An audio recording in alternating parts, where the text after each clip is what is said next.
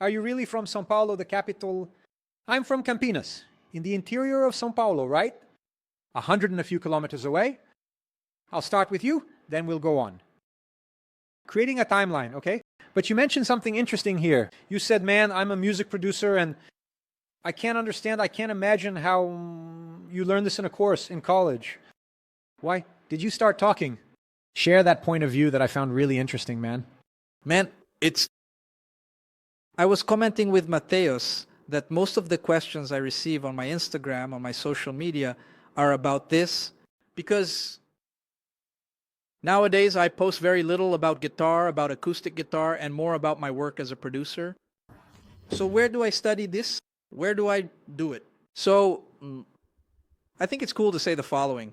No successful music producer I know started out wanting to be a music producer. It's like the person falls in love with music, isn't that right?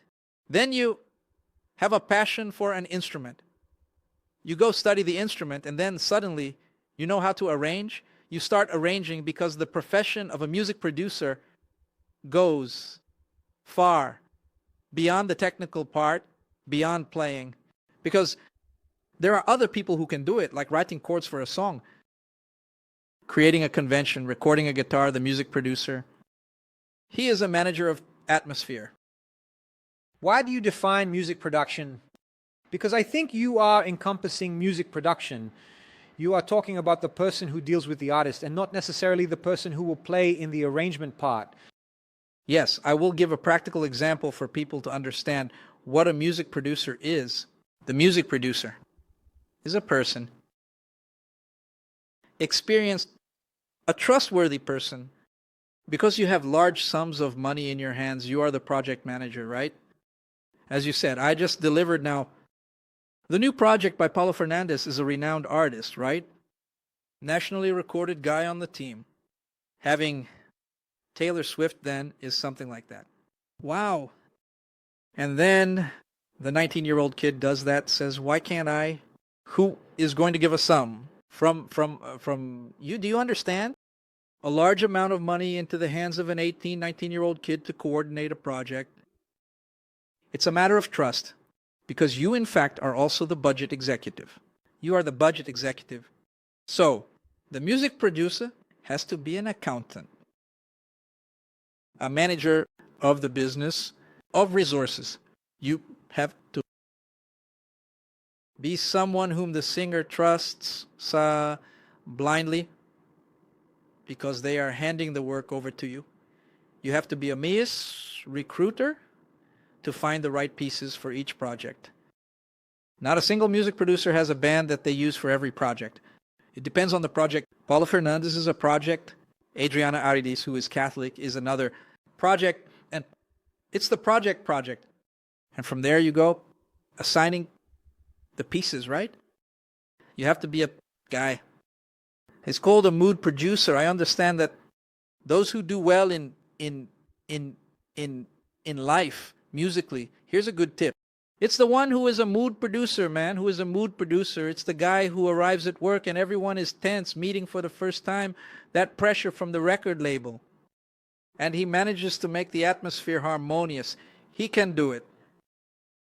You know, there are musicians I call for jobs because they are mood producers. Right? Look, nowadays we call a musician 25% is for what he plays. And everyone has to know how to play well. Sometimes, man, I know how to read. I know how to play, dude. You're a professional musician. You have to know. Now, the guy who arrives on time doesn't bother anyone, isn't egocentric if he needs to get a coffee. For me, for the artist, he goes and gets it, you understand? And he puts everyone in his car, takes everyone out for lunch. Man, who wouldn't want to have a guy like that on the team? So I have key players, man, and I really have 8, 9 musicians who are my reliable players, you know. For example, a few years ago, Universal Music called me and said, Ricardinho, how's your schedule this month? I'm free. We have a singer here from Mexico, Lucero, who is one of the... Look her up, Lucero. She's one of the biggest singers in Mexico in terms of numbers and all. She's in Brazil. She's going to do a show, and her band couldn't come for the show. And we've already arranged, we have a DVD to record. DVD, yo. Yeah. For when is it? Next week? Man, there were 7 days to receive the songs, talk to her manager, choose a band, rehearse with the band. And she was going to come and record with us. Like, they called me on a Friday, and the recording was going to be the next Saturday. 8 days. Can I put a musician, I don't know, man, that I don't trust? Yes. You have to put in expensive players, you understand. You have to put in players who will... And above all, we had to go to the studio. I had 2-3 days to write the arrangements and do it in a rush, like poorly, at least showing where the bass drum, the snare, and so on were. Send it to everyone. The guys had to take that. They had 1 or 2 days to listen. We went to the studio. We stayed up for 2 days without sleeping, rehearsing with the singer and so on, to be ready by Saturday. So if it's a difficult person, Man, at the first dinner break, of course it's lunch. We won't stop for dinner. Come on, man, hold on. We are with... Do you understand? So the first thing, be a guy, a helpful person, someone easy to get along with, right? It will already improve your life, your opportunities. And then the percentage is that guy, 75 to 25 for 75%. Mateus, we are contemporaries. We are the same age. How many frustrated musicians do you know? I know. Quite a few. You probably know more than I do. And it's always like that, the complaint from the guys.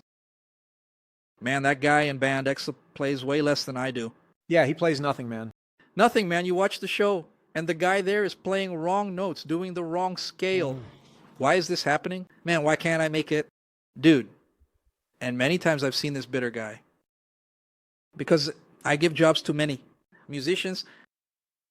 And I said, man, poor guy, he's really a great musician. Plays well, studied with me in college, you know. He has a background, the guy. I hired him, man, headache.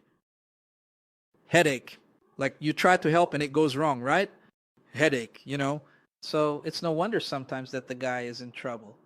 I'm not generalizing, saying that everyone who's in trouble is because, you know, sometimes really the person just hasn't had an opportunity yet. But nowadays it's rare.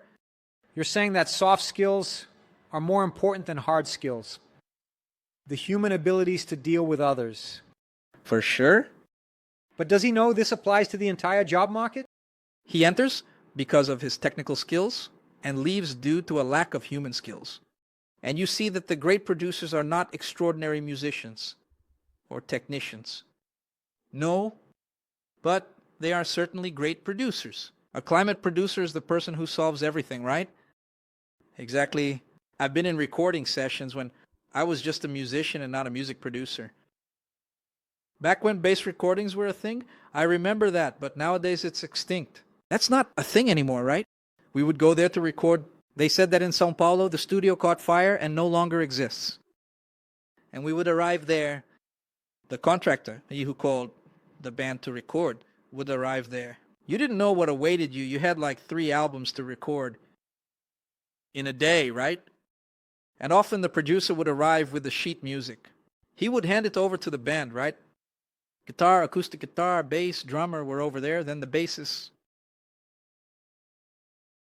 The guy, this measure here, the song in 3/4 time, has 4 notes here.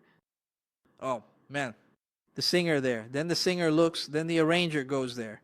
Sometimes it went unnoticed, and the guys would write a lot by hand too, and so on. And then it becomes that thing, then the singer already looks, man, don't do that. You're exposing the guy who's giving you work there, who's explaining, exposing a weakness, maybe, a mistaken style.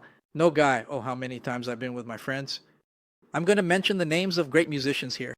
Luizinho Souza, a bassist of mine, a neighbor from Paulínia in the interior of São Paulo, and we were recording here. The session was going on, keeping time here.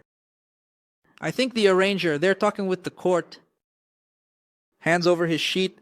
Then Luizinho, you already give that little note to the guy there. I think this note here was supposed to be this one and so on.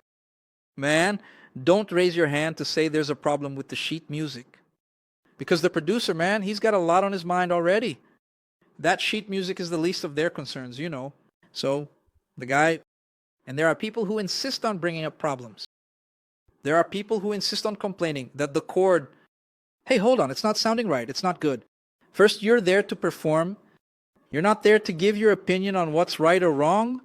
I've experienced that a lot, man. Hey, is this arrangement okay? I don't know, right? How about doing this here? Yeah. Or like, hey, isn't this introduction too long? Man, in front of the singer. Uh-huh. Imagine the look on your producer's face and the singer already thinks it's too long. Then, there you go, man. You see the producer saying, no, don't do that, man. This guy won't go far. If you haven't watched this clip from the Starling Cast, you can watch the full episode here in the video description and take advantage, if you're a guitarist, to join the largest virtual school in Brazil, exclusively for guitarists, by scanning the QR code. Or, in the video description, I'll be waiting for you there.